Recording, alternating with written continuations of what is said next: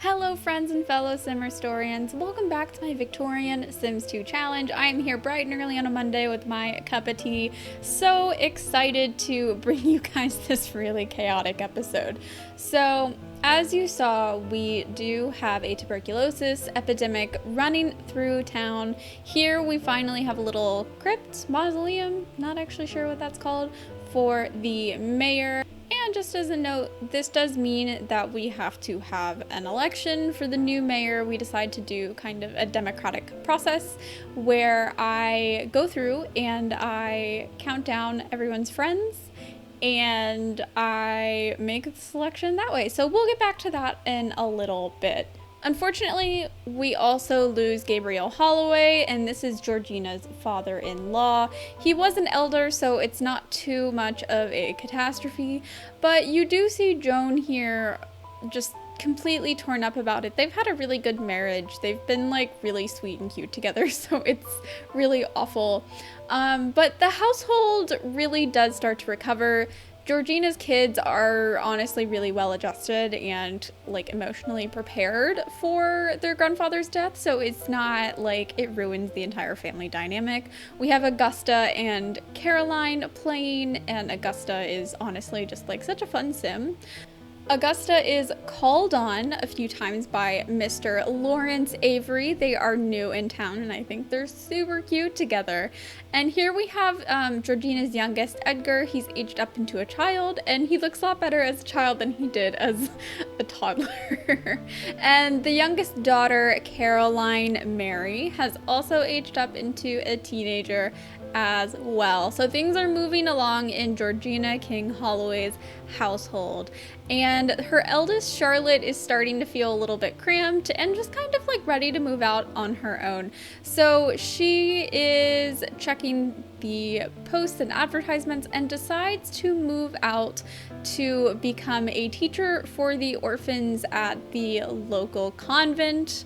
So the local convent is hiring some women outside of the church to help out with the orphans. So that is where we are, and welcome back to the main King household. Things are a little bit chaotic here. So if you remember last episode, we actually had triplets and the household is a little bit wild to be honest, but Cornelius is a proper family sim. He is so in love with his little kids and I honestly really love seeing him. He's such like a wholesome good sim. And so the election results actually pointed to Cornelius becoming the next mayor. So he starts that job this episode. The election results were pretty tight. We had a couple votes for Albert Harvey. So Albert Harvey was in third place and Marcus Price was in second place, and then Cornelius won by literally just 1 or 2 votes. So it's kind of a bad time in the household for Cornelius to really be like moving out and doing all of this extra work, given that the triplets are literally laying on the floor and just like in utter chaos the entire episode.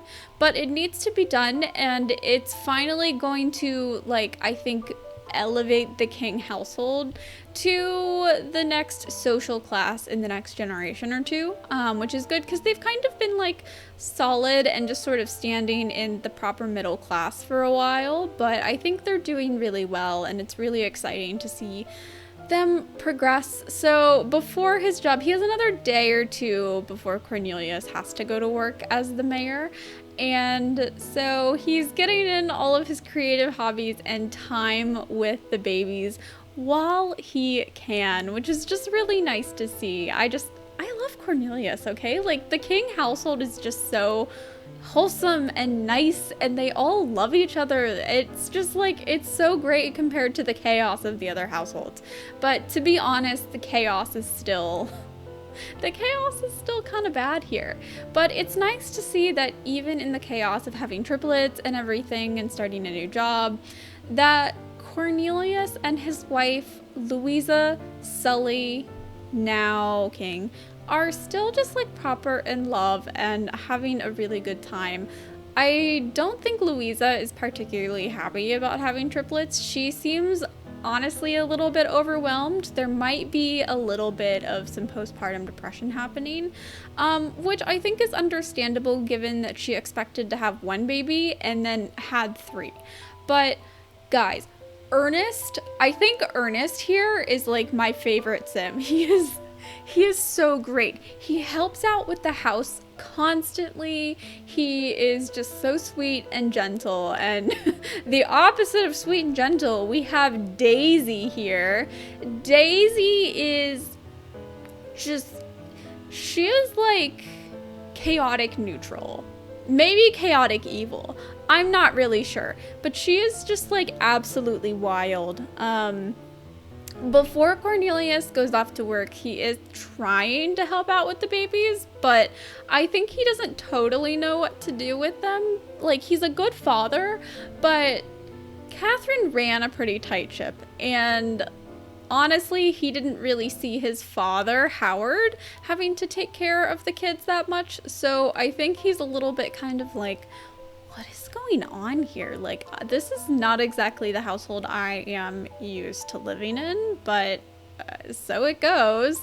And so with Howard gone and with her son now working, Catherine has to pick up some extra chores around the house, which includes some mechanical stuff, which normally isn't really the woman's job. For like tinkering and fixing of appliances, I usually keep that. Nope.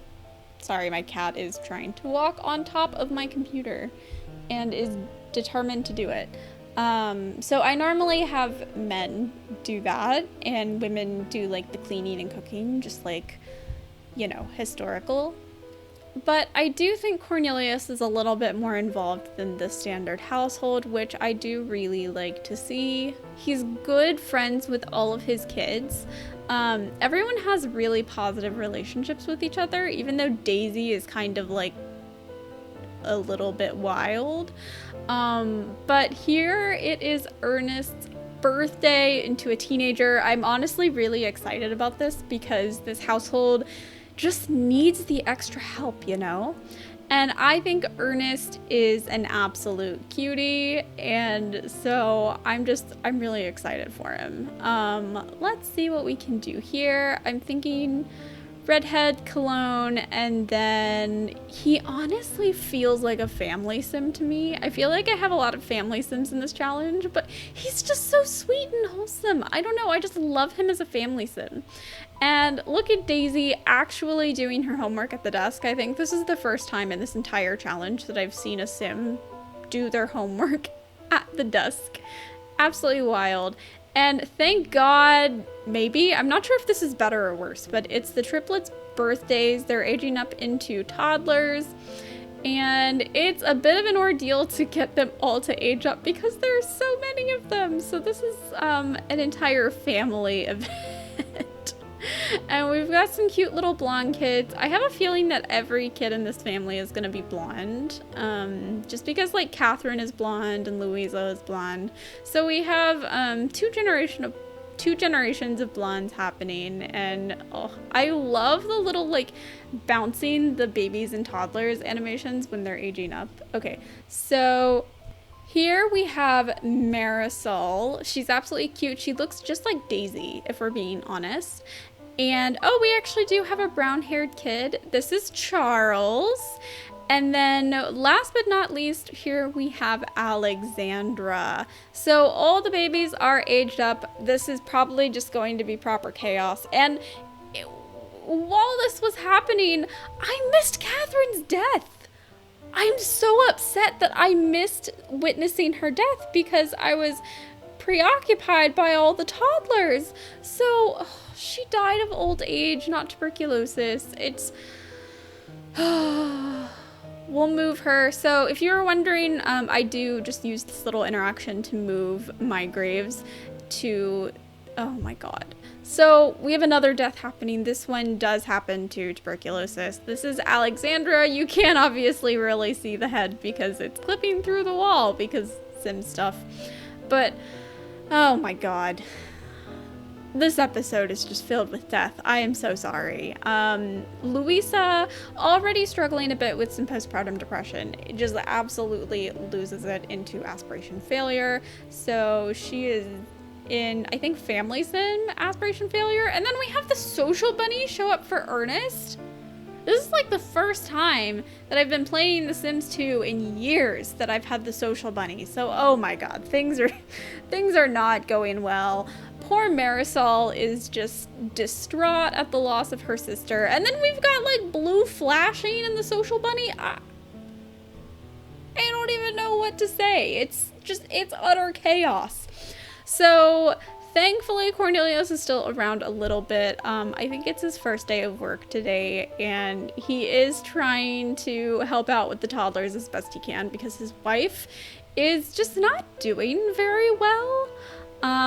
As you can see, the house is an absolute mess. We have plates and bottles and everything just like lying on the floor, littering the cabinets. We have like cooked food, good food on the floor. Like, oh my god. So Louisa takes every spare moment that she can to try and take care of herself, but it's so hard with everything the way that it is, the house. I feel like this is the first time in a few rounds that the King family has kind of been a little bit off the rocker. But it's the way that it is. But it is good to see Louisa trying to take care of herself in these pretty hard times for the family. I will tell you, Catherine is going to be much missed. So here Ernest actually brought home Tilly Holloway from school. She is cute in her little pinafore, and I'm glad that he's starting to make some friends. Unfortunately, things are not going as well for Louisa. She's trying to bathe the toddlers, but the baths are broken, and Cornelius gets home from his first day of work and is like, oh my god, the house is a mess. And he's just like, he has never seen his house like this before because of the way that Catherine was on top of things. Louisa really does struggle a lot more. So if you remember, Louisa was Louisa Sully. So she comes from a proper farm family where she wasn't really used to running the house in this way. Oh my god, Daisy, are you teasing your little brother? This girl. Ernest, being the like best sim ever, starts to help out around the house as well. So we actually see him doing the cooking, which Cornelius doesn't really do. Cornelius doesn't really cook, but Ernest is the best ever and helps out quite a bit. So unfortunately, his mom is still just like not really up to the task of cooking, so we've been kind of subsisting off of leftovers and birthday cake in true Sims fashion, let me tell ya. Meanwhile, the two toddlers that we have left wake up. They both need diaper changes. They're both screaming and upset, and who will come take care of them? Probably not Louisa. Cornelius, I think, just needs to kind of settle down a bit after work. But Ernest, the best teenager I've ever had, he just like autonomously takes care of the children and the house and the cooking and the cleaning. I mean, we don't even need a domestic servant because we have Ernest. So because I felt so bad about missing Catherine's death, I decide to have a wake in the house so we can see her casket here. The extended family comes to visit except for, unfortunately, Philippa. Philippa is still in mourning for her husband. Gosh, this has to be such a hard time for Philippa. So we unfortunately don't really see her pop over this episode, which is okay. I think it's justifiable. I guess we were supposed to like prepare food for the wake though, because everyone is in the kitchen just eating chips out of the fridge. So whoops. Here we see Georgina really just kind of pondering and thinking about her mother's death, her mother's life. They had a really good relationship. Georgina really loved their childhood. if you remember, they had a pretty meager childhood. They were pretty lower class farm family, but they were always loved. They were always emotionally taken care of. I think Louisa and Cornelius are really struggling to kind of accept what's going on, so they're sort of avoiding the casket even though this is being thrown at their house. So we see them mostly outside for the rest of the week, just kind of avoiding people and like their children and just trying to keep themselves busy with some of the little housework. Oh, and then I thought it might be really nice to have Ernest and Cornelius toast Catherine's life. This isn't really something that we've done in this challenge before, but it just seemed fitting, it seemed right to do. So they toast her life, they toast all that she's done for the family. I mean, she's raised really a happy and loving household, and in this period, like, that's honestly all you can ask for with your family life. So this is Ivy Prudence Harvey, and she is the mother of Albert Harvey, who also almost won the election. So there was a little bit of conflict happening there because Albert really wanted it, but like Albert is also lower middle class. So he and the Harvey family in general are slightly less well off than the Prices and the Kings. So there's not necessarily bad blood there, but the Kings are really aware that Albert Harvey is really disappointed and that the Harveys were kind of banking on this to sort of push them out of the lower middle class. But anyway, let's just kind of take a moment and, you know, the wake is over. Let's say goodbye to Catherine. She was a good matriarch after her husband's death. It's so sentimental.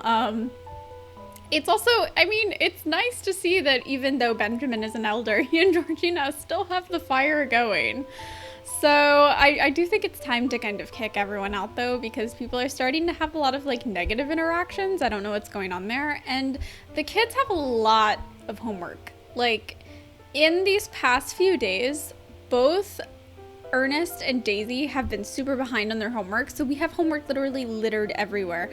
And Cornelius, feeling bad that he is making everyone really stressed out by taking on a new and taxing job, he actually starts to do some of the homework himself. This actually happens quite a lot in some of my households. I just get really overwhelmed with the homework. But thankfully, by helping out with the homework, he does allow for the kids to kind of have like a free moment to bring up their fun, because the fun after their homework just like absolutely tanks, and they are pretty cute together.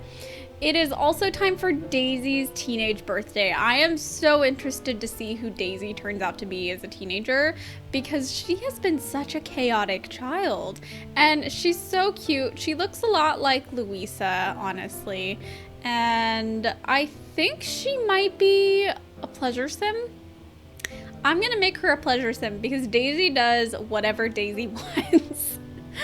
So we will let that be. And here her father is congratulating her, like, hey, you've aged up really well. I'm proud of you. You're gonna do great things.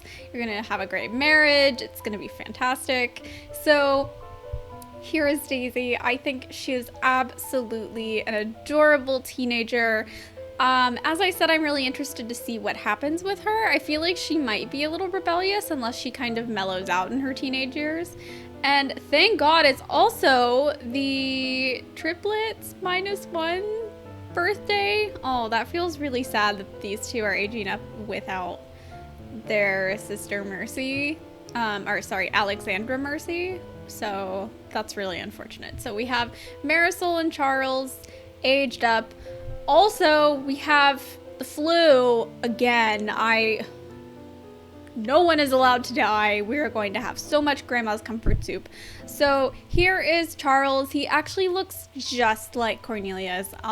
Gosh, he's so cute. He looks so different from all of his siblings.